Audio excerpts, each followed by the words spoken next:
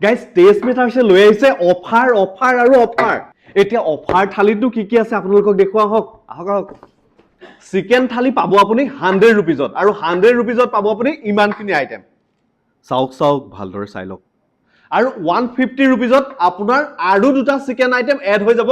লগত এটা পানী বটল সম্পূৰ্ণ বিনামূলীয়া গতিকে দেৰি নকৰি কাইলৈৰ পৰা যোৱাহে কথা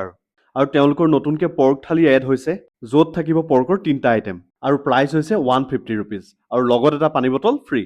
মইতো টেষ্ট মেটাৰৰ টেষ্ট ললোৱেই এতিয়া শুনক অফাৰ টাইমিং আপোনালোকক টাইমিংটো কোৱাই নাই নহয় টাইমিংটো হৈছে দিনৰ 12টা বজাৰ পৰা আবেলি 4 বজালৈ গতিকে খাওক খুৱাওক আৰু এনজয় কৰক